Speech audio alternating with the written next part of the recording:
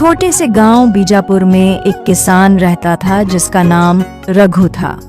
रघु के परिवार में उसके अलावा उसकी पत्नी बिंदिया और एक बेटा राहुल था, जिनके साथ वह बहुत खुशी खुशी रहता था। रघु के पास गांव में अपनी एक जमीन थी, जहां पर खेती कर वह अपने घर का गुजर बसर करता था।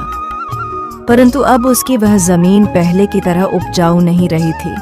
धीरे धीरे उसकी जमीन से फसल की पैदावार भी कम होने लगी थी। एक दिन इसी चिंता में वह अपने जमीन के पास बैठा होता है और कमाने का कोई और जरिया सोचने लगता है। दिन प्रतिदिन मेरे इस जमीन से उगने वाली फसल कम होते जा रही है। लगता है मुझे अब कोई दूसरी जमीन लेकर काम करना होगा, या तो कोई और जरिया ढूंढना होगा कमाने का। पर अब मैं इस जमीन के भरोसे नहीं रह सकता हूँ।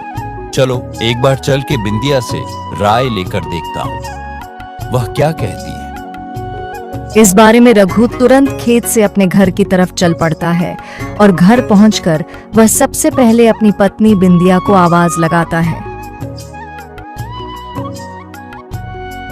बिंदिया, अरे ओ बिंदिया, जरा यहाँ आना तो, मुझे तुमसे एक जरूरी बात करनी है। रघु की आवाज सुनकर बिंदिया वहां आ जाती है।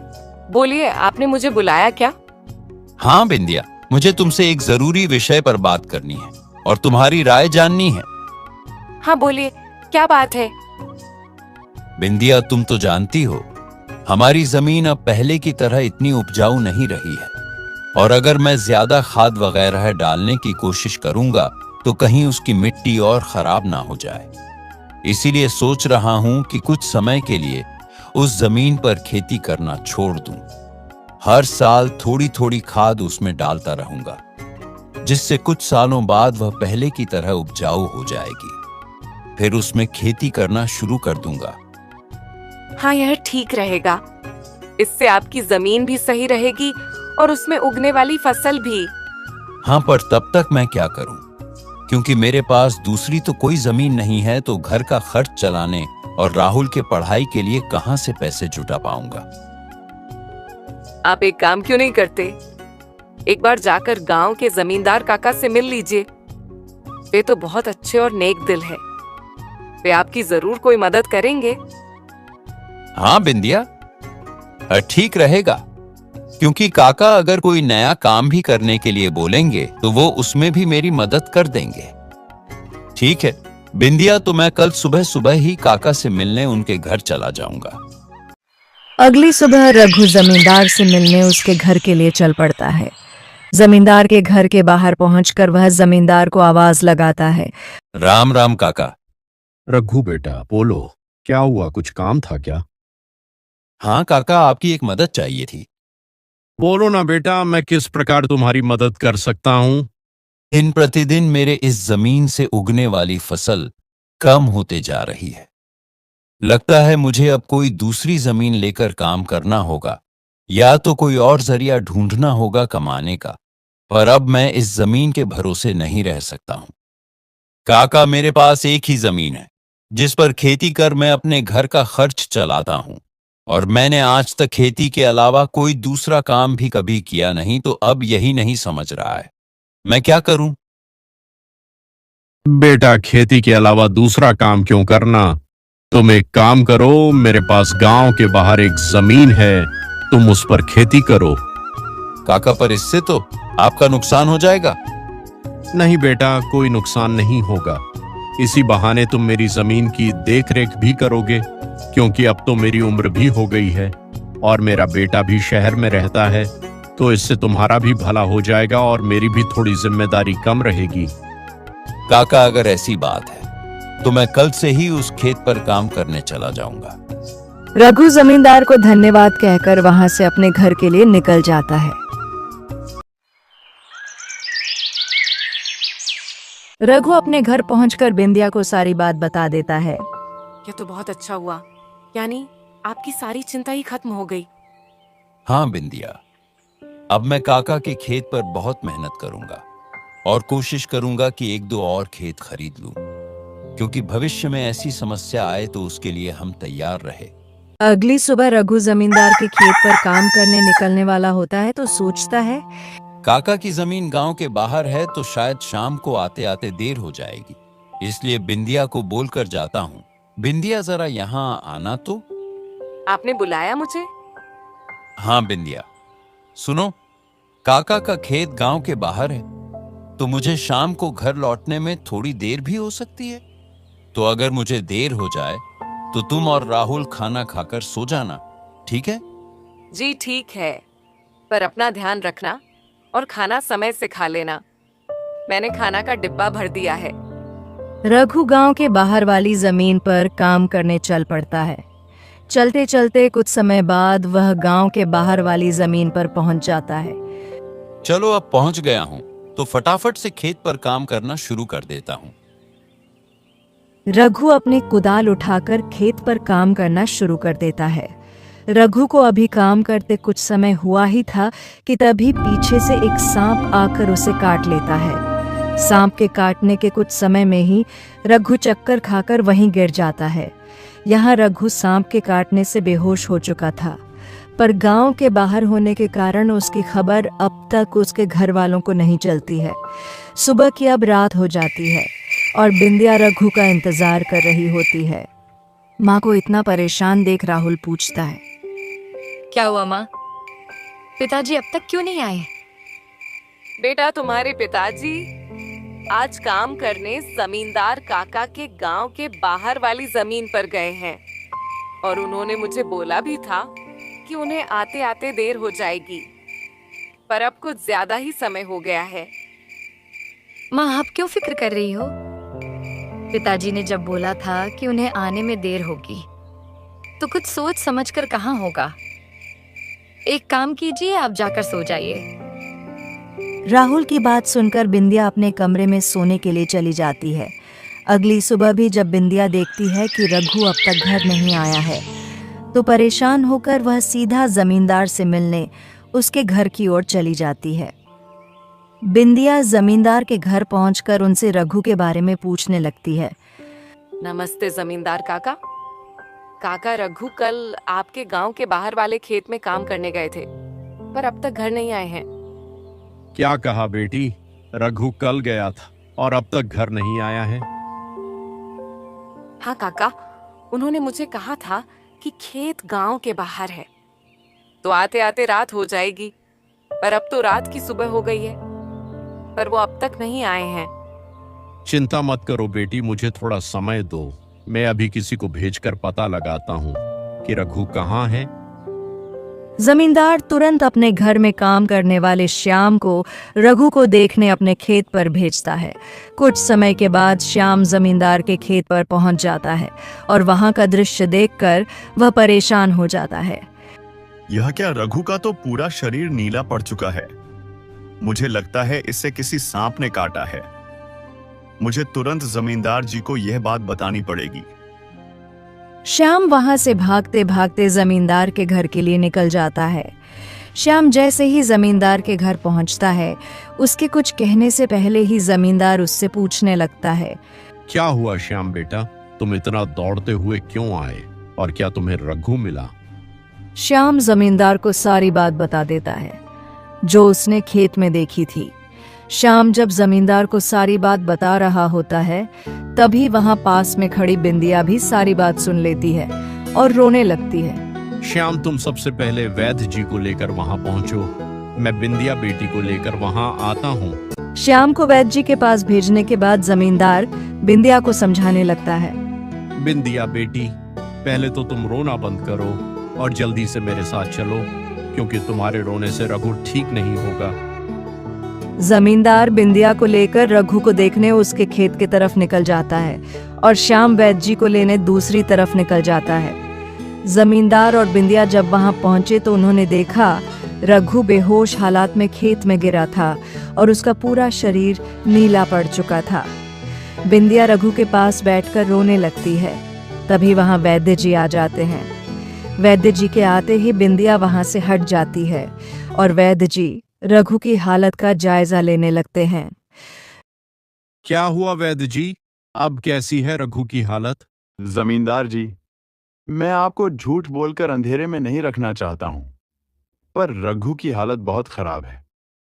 वैसे तो मैंने उसे जहर को काटने वाली औषधि दे दी है, परंतु जहर रघु के अंदर कुछ ज्यादा समय तक रह गया है, जिस कारण वह प्रगाढ़ बेहोशी की हालत में चला गया है। प्रगाढ़ बेहोशी? यह क्या होता है वैद्य जी?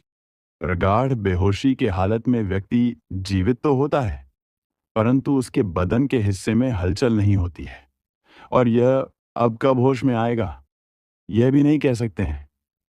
वैद्य जी, तो अब हम क्या करें?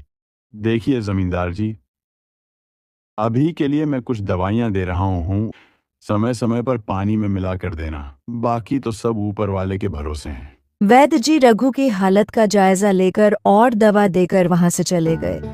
फिर कुछ गांव वाले रघु को लाकर उसको उसके घर के बिस्तर पर लिटा देते हैं। देखो बिंदिया बेटी, तुम बिल्कुल चिंता मत करना। तुम रघु की अच्छे से देखभाल करो, देखना वह बहुत जल्द ठीक हो जाएगा। और तुम्हें अगर किसी भी चीज की कोई भी जरूरत हो तो मुझे जरूर बता देना, और हर महीने मैं तुम्हारे लिए और राहुल के लिए कुछ पैसे भेजता रहूंगा, पर तुम हिम्मत मत हारना। आपका बहुत बहुत धन्यवाद काका। जमींदार फिर वहां से बिंदिया को दिलासा देकर चले जाते हैं। जमींदार के जाने के बाद वहां राहुल आ जाता है और अपने पिता की हालत देखकर बिंदिया से उसका कारण पूछने लगता है। माँ, ये पिताजी को क्या हुआ है? बेटा, तुम्हारे पिताजी को कल खेत में सांप ने काट लिया है, जिस कारण वह बेहोश हो गए हैं। माँ, तो पिताजी होश में कब आएंगे? बेटा, वैद्य जी ने कुछ दवाइयां दी हैं और उन्हें समय समय पर पिलाने कहा है। उन्होंने बोला कि उन दवाइयों से वह बहुत जल्द ठीक हो जाएंगे। पर माँ, पिताजी की ऐसी हालत है तो अब हमारे घर का खर्च कैसे चलेगा?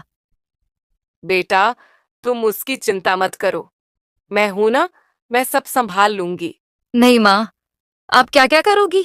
आप पिताजी का ध्यान रखोगी, आप घर संभालोगी या घर का खर्च देखोगी? माँ, आप बस पिताजी का और घर का ध्यान रखो। मैं अब खेत पर काम करके घर का खर्च चलाऊंगा। राहुल की ऐसी बातें सुन बिंदिया भावुक हो जाती है। बेटा, तुमको काम करने की कोई जरूरत नहीं है, मैं सब संभाल लूंगी। तुम बस अपने पढ़ाई का ध्यान रखो। तुम्हारे पिताजी का सपना है कि तुम बहुत बड़े अफसर बनो, और मैं तुम्हें वह बनाकर रहूंगी, भले उसके लिए मुझे कितनी भी मेहनत क्यों ना करनी पड़े। बिंदिया राहुल को वहां से पढ़ने भेज देती है। मुझे अब कुछ करना ही होगा, क्योंकि मैं अब रघु का ठीक होने का इंतजार तो नहीं कर सकती हूँ। मुझे अब खुद जाकर खेती करनी होगी, और हो सके तो कोई और काम भी देखना होगा। अगली सुबह बिंदिया सीधे जमींदार से मिलने पहुंच जाती है। नमस्ते जमींदार काका। नमस्ते बेटी, बताओ कैसे आना हुआ, और रघु की तबीयत अब कैसी है? काका, रघु की तबीयत फिलहाल तो वैसी ही है, और मुझे आपकी एक मदद चाहिए थी, इसीलिए मैं आपसे मिलने चली आई। बोलो ना बेटी, मैं तुम्हारी किस प्रकार मदद कर सकता हूँ?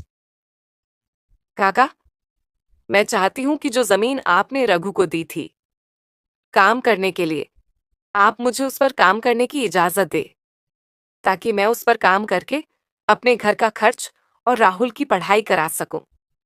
तुम्हें वहां काम करने की कोई जरूरत नहीं है, मैं हूं ना। मैं तुम्हारे घर के लिए जो भी खर्च लगेगा हर महीने भेज दिया करूंगा।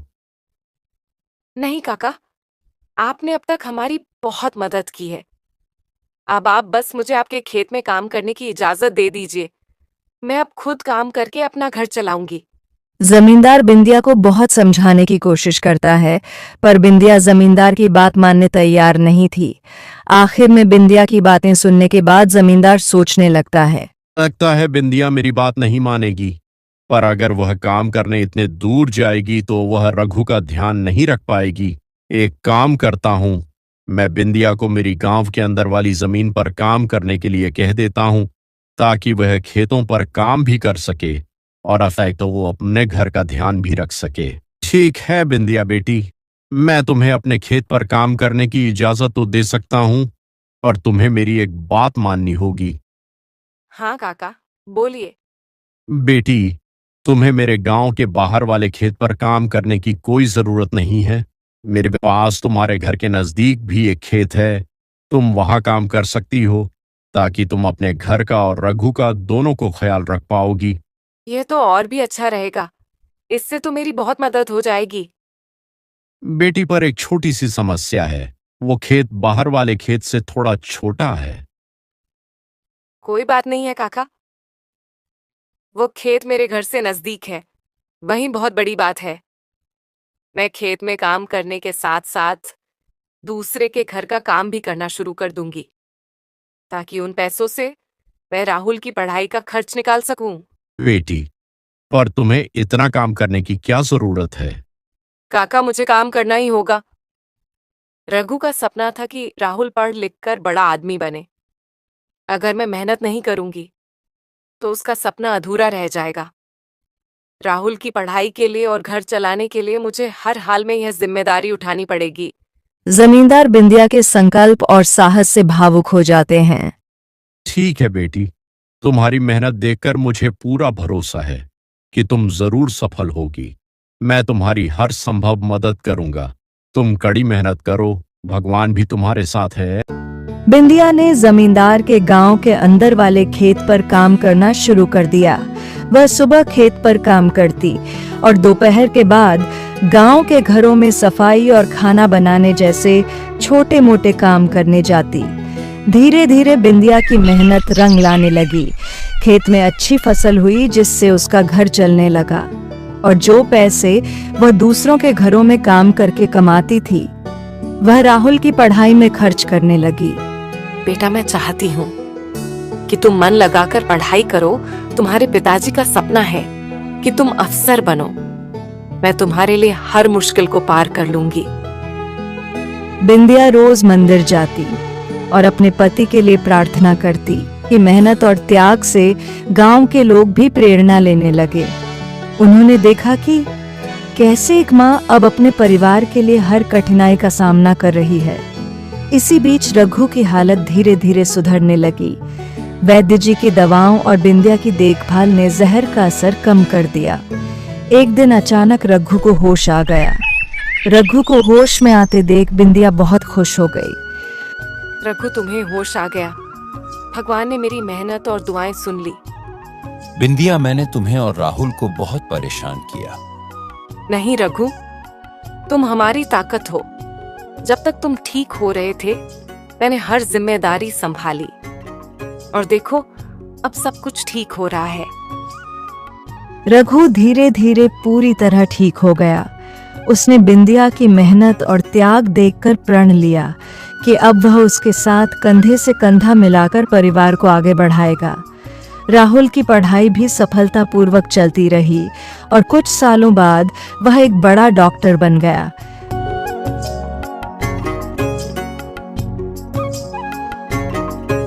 पिताजी, मैं आज जो कुछ भी हूँ वह आपकी मेहनत और त्याग के कारण हूँ। नहीं बेटा, यह सब तुम्हारी माँ का बलिदान है। उसने हमारे परिवार को बचाने के लिए हर मुश्किल का सामना किया। बिंदिया का त्याग और रघु का साथ, दोनों ने मिलकर एक नई मिसाल कायम की। गांव वाले अब भी उनकी इस कहानी को आने वाली पीढ़ियों को प्रेरणा के रूप में सुनाते हैं।